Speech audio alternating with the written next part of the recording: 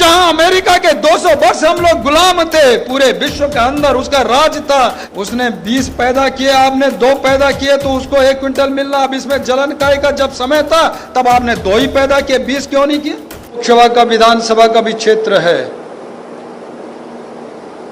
तो बार बार आपके बीच में आना जाना रहा है। संगठन के नाते पहले भी आता जाता रहा हूं, लेकिन लोक सभा में, पार्लियामेंट में जाने के बाद भी आपके बीच में कई बार आना हुआ। मुख्यमंत्री बनने के बाद आप सब लोगों के आशीर्वाद से मेरे केंद्रीय नेतृत्व, माननीय प्रधानमंत्री जी, राष्ट्रीय अध्यक्ष नड्डा जी, गृह मंत्री अमित शाह जी, वरिष्ठ नेतृत्व के कारण मुझे ये बागडोर जो सौंपी है, और जनता ने जो मुझ पर विश्वास किया है, मेरे कार्यकर्ताओं ने जिस तरह मुझ पर विश्वास किया है, मैं निश्चित खरा उतरूंगा और आपके जो भी समस्याएं होंगी उसका निदान करने का भरसक प्रयास करूंगा। ये मेरी पहली प्राथमिकता होगी। मित्रों, बहनों और भाइयों, आज अंतर्राष्ट्रीय वन दिवस, और जो कि 2012 से मनाया जा रहा है। वनों के संरक्षण के प्रति जागरूकता बढ़ाने के उद्देश्य से अंतर्राष्ट्रीय वन दिवस घोषित 12 में जो किया, तो यहाँ भी लगातार हर वर्ष उस कार्यक्रम को आप मना रहे हैं। जो मानव और जन वनों के बीच में जो दूरी हो गई थी, वो जो कट गया था, वन से अलग हो गए थे, बिछड़ गए थे, बहुत दिक्कतें और कठिनाइयां उनके बीच में बनी थी।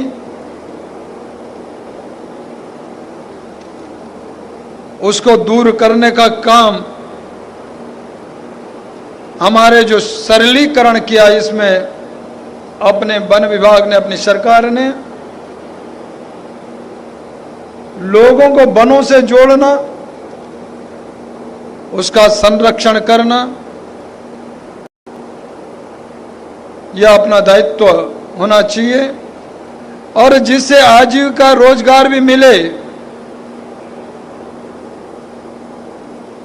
उस काम को जिस तरह अभी माननीय मंत्री जी ने कहा,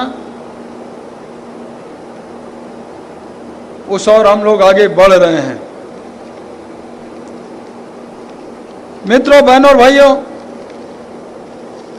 ये उत्तराखंड केवल प्रदेश को नहीं तो देश और दुनिया को हवा भी देता है, पानी भी देता है। यहाँ की पानी और जवानी बेकार न जाए, इसके लिए हम प्रयासरत हैं। और इसके लिए लगातार सरकार प्रयासरत नहीं तो उस और आगे भी बढ़ रही है। बहुत सारे काम आप ही माननीय हरक सिंह जी ने जैसे बताया, मंत्री जी ने, वह सब आपके सामने हैं। राज्य की आधी आबादी महिलाओं से और उनकी भागीदारी, और इसीलिए हमने प्रयास किया कि हम उसको स्वरोजगार की ओर लेके जाएं। कोविड में अभी आप सब ने देखा, लॉकडाउन हुआ, ऑन लॉकडाउन हुआ, सब लोग घरों में कैद हो गए, उद्यम चौपट हो गया, आर्थिक मंदी आ गई, इकोनॉमी की डाउन हो गई, घरों के अंदर डिप्रेशन में आ गए। क्या हो गया? बाजार बंद हो गया, फैक्ट्रियां बंद हो गई, सड़कों पे नौजवान आ गया, उम्मीदें छोड़ दी, कैसे जीवन यापन करेंगे, यह भाव मन में आने लगा। और वास्तव में उस दौर को हमने जब देखा तो रात दिन हमारे पास फोन ऐसे ऐसे आते थे कि बड़ा कष्ट होता था, रात को नींद नहीं आती थी। हमारे पास बहुत प्रदेशों से, स्टेटों से फोन आते थे हमको लेके जाओ, हम बच नहीं पाएंगे। ट्रेन लगाओ, बसें लगाओ, लेकिन लेके जाओ। ऐसा जब फोन आते थे तो मन में बड़ा कष्ट होता था। बंबई से, महाराष्ट्र से, पूना से, दिल्ली एनसीआर से, लेकिन हमारी सरकार ने केंद्र सरकार के माध्यम से कई ट्रेनें लगाई। उन प्रवासियों को हमने यहां लाने का काम किया, लेकिन लाने का काम ही नहीं किया तो हमने कहा यहां वो रोजगार भी पाएं। उनकी जीवन लीला कैसे चलेगी और स्वरोजगार की ओर आगे बढ़े। भारत के प्रधानमंत्री नरेंद्र मोदी जी ने अलग जगाई, और मैं कह सकता हूं कि यदि उनके जगह कोई और नेतृत्व होता तो भारत न जाने क्या हाल होता, बेहाल हो जाते। लेकिन उन्होंने हमको राहत देने का काम किया। भारत की 130-135 करोड़ की आबादी का देश आज भी अपने को राहत महसूस करता है अन्य देशों की अपेक्षा। जहां अमेरिका के 200 वर्ष हम लोग गुलाम थे, पूरे विश्व के अंदर उसका राज था, कभी सूरज छिपता ही नहीं था, यह कहते थे। लेकिन आज के इस समय में वह डोल गया, बोल गया, 2.25 लाख से भी मृत्यु दर चला गया। इटली 12 करोड़ का आबादी का देश, स्वास्थ्य में नंबर 1, लेकिन मृत्यु दर आपका 50 लाख से भी आधा चला गया और अभी भी हालत खस्ती है। फिर पुनः लॉकडाउन की ओर बढ़ रहा है। हमारे प्रधानमंत्री नरेंद्र मोदी ने हमको बचाने का काम तो किया है, लेकिन हमने उसका पालन भी किया। जब उन्होंने कहा कि मास्क लगाओ, सैनिटाइज लगाओ, हाथों को बार बार धोने का काम करो, सोशल डिस्टेंस बनाओ, लोगों ने किया और उसी के कारण बचे भी। और हर घर में पर यूनिट 5 किलो राशन देने का काम किया। जिसके 10 थे तो 50 किलो आ गया, 20 थे तो क्विंटल आ गया, 2 थे तो 10 किलो आ गया। लोगों ने स्टोर बना लिए, खरीदार सामने ढूंढ लिए। इतना बढ़िया चावल आया, कभी अपने आप भी लिया नहीं सामान्य जीवन में भी, आपदा के समय। लेकिन उसके बाद भी एक दूसरे से जलन होने लगी कि मुझे तो 2 है तो 10 किलो मिला, 20 वाले को क्विंटल क्यों मिला, इसको क्यों 20 मिला। भैया इसमें दोष किसका? उसने 20 पैदा किए, आपने 2 पैदा किए तो उसको 1 क्विंटल मिलना। अब इसमें जलन काहे का? जब समय था तब आपने 2 ही पैदा किए, 20 क्यों नहीं किए? काहे का जलन भाई? लेकिन मोदी जी ने सबको एक भाव से देखा।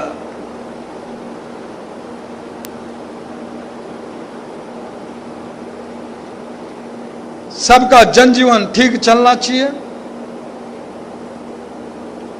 80 करोड़ लोगों को नवाजने का काम किया, 90,000 करोड़ रुपया जिसमें खर्चा आता हो, और ऐसे समय पे जब इकोनॉमी की डाउन हो गई हो, मंदी आ गई हो, उद्योग धंधे चौपट हो गए हो, कल्पना नहीं कर सकते। और 20 लाख करोड़ का पैकेज आत्मनिर्भर भारत के लिए दिया। मैं इसलिए ये बात कही कि हम स्वरोजगार की ओर आगे बढ़े। उद्यम खड़ा करो, उद्योग खड़ा करो।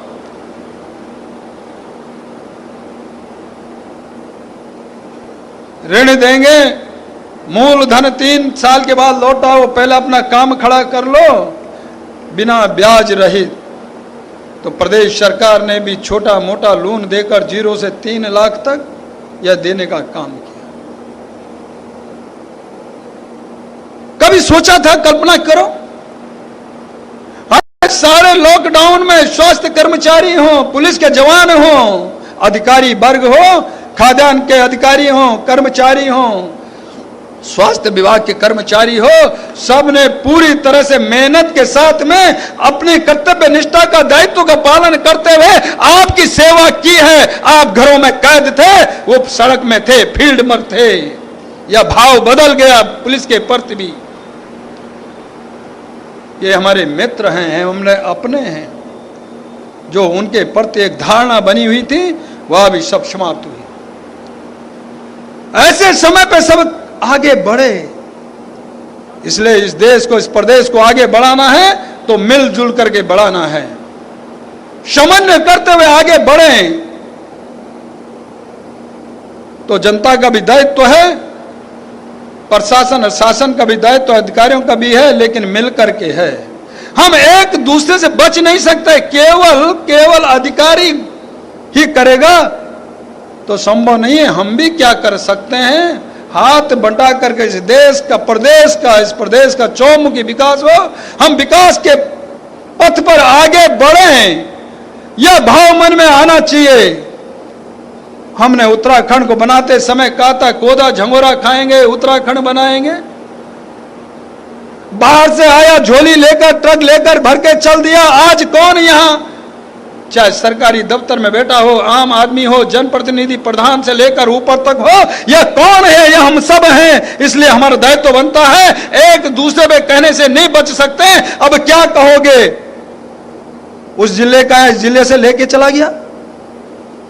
सारे जगह अनुभाग से लेकर के, सरकार के शासन में से लेकर, प्रशासन से लेकर के और गांव के प्रधान से लेकर सबके जिम्मेदारी बनती है कि मिल करके कैसे इस प्रदेश को संवारने का काम करें, इसको आगे बढ़ाने का काम करेंगे। यह भाव मन में आना चाहिए, तो जाके ये प्रदेश वही प्रदेश बनेगा जो आपने डिमांड की थी, जिसके लिए आपने संघर्ष किया था। मित्रों, बहनों और भाइयों, ये काम हम सबको मिलजुल करके करना है। एक दूसरे पे आरोप और प्रत्यारोप लगा करके नहीं चल सकते, नहीं बच सकते। मित्रों, बहनों और भाइयों, आज विश्व वन दिवस है और उसमें मैंने कहा कि उस और बहुत सारे में हमारे मंत्रालय ने माननीय हरक सिंह जी के माध्यम से बहुत सारे काम पहले भी हुए हैं। भारतवर्ष में पहली बार टाइगर रिजर्व में महिला गार्ड एवं महिला ड्राइवर, ऐसे 50 महिला ड्राइवर, 50 महिला गाइड के माध्यम से पर्यटकों को सवारी कराने का काम, आगे गाइड का काम किया है। मुझे जैसे मंत्री जी ने बताया, बड़ा काम नहीं है, छोटा काम नहीं, बहुत बड़ा अपने आप में है। प्रदेश के नेशनल पार्क एवं वाइल्ड लाइफ सेंचुरी में कौशल विकास के माध्यम से 10,000 युवक युवतियों को ऐसे 5,000 गाइड के रूप में तैयार किया जाएगा। यह मैंने अपनी बैठक में भी कहा है, हमारे मंत्रिपरिषद की बैठक में भी यह विषय आया है, उसको हमने पास किया है। इससे बहनों को आगे बढ़ने का मौका मिलेगा, उनके रोजगार के भी साधन इस तरह के वो अर्निंग करेंगे। आम डांडा में पर्यटकों के मनोरंजन के लिए विश्व स्तरीय लाइट एवं साइड शो हेतु 500 दर्शकों की क्षमता के साथ साथ ओपन एयर थिएटर का निर्माण, यह भी हमने तय किया है। बरतरी, पंपापुरी, दुर्गापुरी और कौशल्यापुरी कॉलोनी के विनियमितीकरण की प्रक्रिया प्रारंभ की जाएगी। अभी माननीय मंत्री जी ने भी कहा था, कार्बेट नेशनल पार्क के डेला रेंज में निर्माणाधीन विश्व स्तरीय वाइल्ड लाइफ रेस्क्यू सेंटर को बाघों के दर्शन हेतु और पर्यटकों के लिए खोला जाएगा। रामनगर के उत्तरी छोर में कोसी नदी के बाढ़ से सुरला हेतु तटबंध का निर्माण किया जाएगा। रामनगर में कुमाऊं एवं गढ़वाल को संचालित होने वाली सहकारी ऐसे हित की बसों हेतु संयुक्त बस स्टेशन का भी निर्माण कराया जाएगा। मुझे यहाँ के विधायक दीवानदार ने भी कहा था, मंत्री जी ने कहा था, हमारे अन्य लोगों ने यह बात कही थी। आम डांडा खत्ता और टेढ़ा खत्ता सुंदर खाल वन ग्रामों को मूलभूत सुविधाएं प्रदान दिए जाने हेतु विचार किया जाएगा। रामनगर में यातायात के दबाव को कम करने के लिए नहरों को कवर किया जाएगा। ये विषय दीवानदा ने भी मुझसे कहा था। रामनगर में कारवेट से लगे ग्रामों को भू उपयोग हेतु 143 पर लगी रोक पर पुनर्विचार किया जाएगा। और जब मैं अभी दिल्ली के अंदर पार्लियामेंट में भी था तो पिछले से पिछले सत्र में भी मैंने ये विषय उठाया था कि जो वन गांव हैं राजस्व ग्राम में नहीं आते हैं। प्रधानमंत्री जी ने कहा कि हर गांव को, हर कस्बे को, हर तोक को, हर घर को हम लाइट से युक्त कर देंगे, पानी से जोड़ देंगे, नलों से जोड़ देंगे। लेकिन ये क्यों नहीं जुड़ेंगे? इनमें क्यों नहीं लाइट जाएगी? इनको क्यों नहीं सुविधा जाएगी?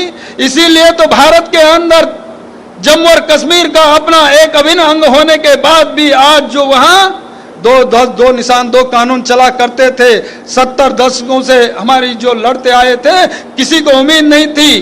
तो माननीय प्रधानमंत्री जी के नेतृत्व में अमित शाह जी ने जो 370-35 से खत्म करने का काम किया, तो आज वहां के लोग भी उज्ज्वला से जुड़े, शौचालय से भी युक्त हुए, ऐसे सड़कें पानी से भी जुड़े। नहीं तो 3 घरानों में वहां का पैसा पूरी तरह डंप होता था, आम आदमी को उसकी सुविधा नहीं दी जाती थी। आज वह भी लाभ उठा सके। तो मेरे रामनगर के अगल बगल, यही नहीं तो लाल कुआं के भी अगल बगल बहुत सारे गांव हैं। ऐसे 26 गांव जब मेरे सामने आए, मैंने हाउस के अंदर, पार्लियामेंट के अंदर बोला, इनका क्या, इनको नहीं मिलना चाहिए? आजाद भारत में 1948 से ये लोग बसे हुए हैं, इनका क्या दोष है? और आज उनको और सुविधाएं मिलनी चाहिए थी। लेकिन जब देखा, मैं यहां से गुजरते हुए गया तो देखा तो पोल बाहर ही पड़े थे, अंदर नहीं घुसने दिया वन पर्यावरण की दृष्टि से। और जब ये विषय मैंने हाउस के अंदर उठाया कि आजाद भारत में भी इन लोगों का क्या दोष है? हमने बसाया था, अंग्रेजों के समय बसे थे और हम उजाड़ने का काम कर रहे हैं। ये नहीं होना चाहिए। मेरी बात भारत सरकार ने सुनी, वन मंत्रालय ने सुना, तत्काल उनको मुक्त करने का काम किया और उनको लाइटों से भी जोड़ने का काम किया। ये हमने करवाया। और आज भी मेरे सामने ये विषय आए कि कुछ गांव ऐसे जो रह गए हैं, निश्चित है वहां बिजली और पानी भी से भी उनको, उनके यहाँ सड़कों से भी उनको जोड़ा जाएगा।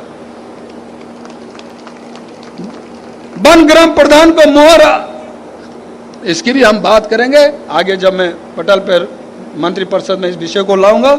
इसमें मैं अभी नहीं कहूंगा, लेकिन जरूर इस और हम प्रयास करेंगे कि उनको भी मोहर आदि इस प्रकार की सुविधाएं मिले, या मैं मंत्रिपरिषद के उसमें लाने का काम करूंगा।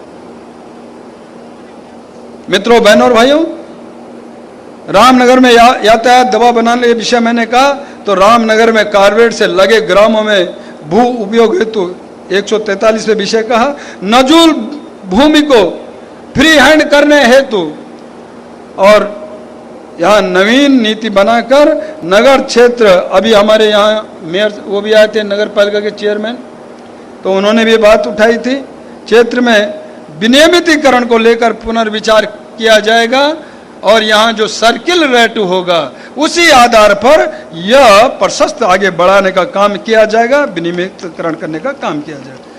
वर्ग 3 की भूमि के विनियमितीकरण के शासनादेश में संशोधन कर आसामियों और जो कब्जाधारों को, आसामियों और कब्जादारों को विनियमितीकरण किया जाएगा। तराई पश्चिमी वन प्रभाग के अंतर्गत उत्तरी जसपुर फांटो रेंज को सफारी जोन बनाया जाएगा। मित्रों, बहनों और भाइयों, ऐसे बहुत सारे इस प्रकार के जो काम हैं, निश्चित है इस और हम लोग आगे बढ़ेंगे। और आपकी और भी जो समस्याएं होंगी, बहुत सारे पत्र लोगों ने मुझे दिए हैं और उस और हम आगे बढ़ाएंगे। मालदन चौड़ा को तहसील से जोड़ना है, इसका हम लोग आगे जो भी है मैं इसको सर्वे के लिए कहूँगा कि वो सर्वे कर लें, कितना उसकी दूरी है, कितना है, और निश्चित है इस और हम लोग आगे बढ़ेंगे कि मालदन वालों के भी तहसील से जोड़ने का जो सरलीकरण हो जाए, यह विषय हम लोग करेंगे। कुल मिलाकर के आज के समय पर, आज के दिन पर मैं इतना ही, क्योंकि जिसके लिए जो मुख्यतः वन से जुड़ी हुई और जो ये समस्याएं थी जिनका समाधान होना था उसी ओर मैं जाऊंगा, और आगे और समय जब मौका मिलेगा तो निश्चित है कि फिर उस समय और बातें आएंगी और विषय आएंगे। इतना ही कहते हैं, हमारी 4 साल की सरकार, अब 5वां साल शुरू हुआ है। निश्चित है इन 5 वर्षों के अंदर जो काम हुए हैं और आगे होने हैं, उन सब को आगे कैसे हम लोग बढ़ाने का काम करें। साथ में ही देश के प्रधानमंत्री मोदी जी ने जिस तरह उत्तराखंड को आगे बढ़ाने का काम किया, नया भारत और नया उत्तराखंड, इसकी भव्य और दिव्यता बनी रहे, ये देवभूमि, और कैसे इसका उद्धार हो या विकास हो, चौमुखी विकास हो, इस ओर हम आगे बढ़ेंगे। माननीय प्रधानमंत्री जी की विशेष कृपा है। और अभी मेरे दीवान जी ने कहा, लेकिन मैंने इसलिए नहीं कहा कि मंत्री जी ने कह दिया था कंडी मार्ग के बारे में, तो निश्चित है उस कंडी मार्ग को और यहाँ तक जो जोड़ने का है उसको हम लोग पूरा करेंगे।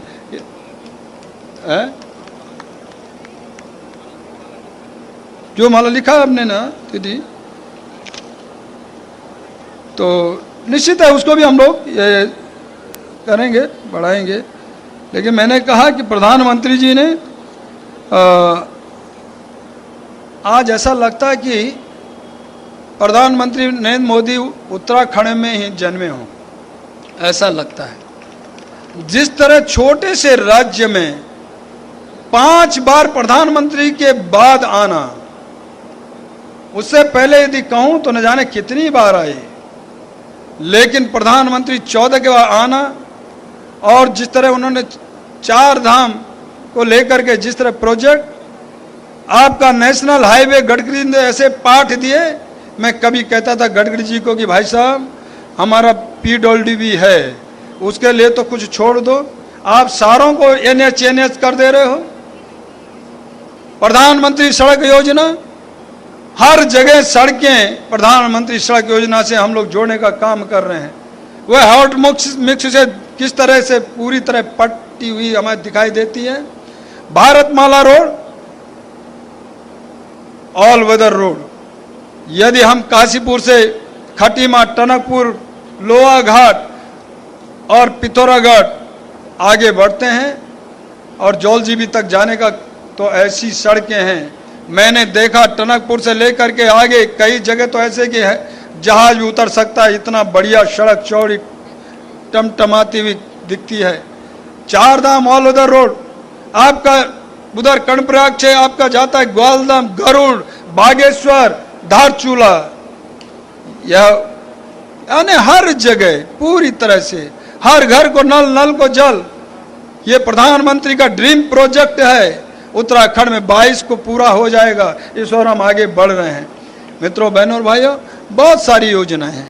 यदि मैं ट्रेन की बात करूं तो कभी अंग्रेजों ने शिमला और दार्जिलिंग चढ़ाई थी, लेकिन आजाद भारत में पहाड़ों में यदि पहली बार ट्रेन चढ़ रही है तो मोदी जी के राज में चढ़ रही है। मोदी जी चढ़ाने का काम कर रहे हैं, उधर ऋषिकेश से लेकर कर्णप्रयाग तक, और आने वाले समय सर्वे आपका जोशीमठ तक, उधर गंगोत्री यमुनोत्री तक, यही नहीं तो रामनगर से लेकर चौखटिया तक इसका सर्वे हो गया है। और मैंने कहा जब रेल मंत्री पीयूष गोयल जी से कि ग्रीष्मकालीन राजधानी हमारी गैरसैंण है, ये आगे तक बढ़ना चाहिए, तो चौखटिया से लेकर के गैरसैंण तक भी सर्वे होगा, यह निश्चित कर लिया गया है।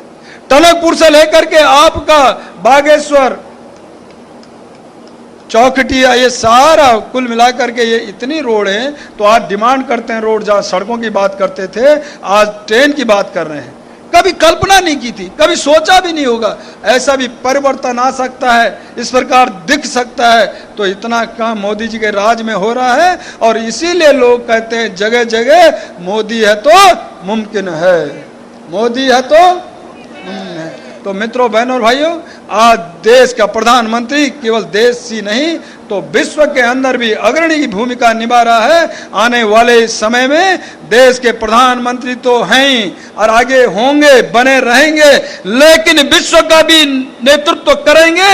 यह यहाँ का नरेंद्र मोदी होगा, भारत का नरेंद्र मोदी होगा, यह दिखता है। इतना ही कहते हुए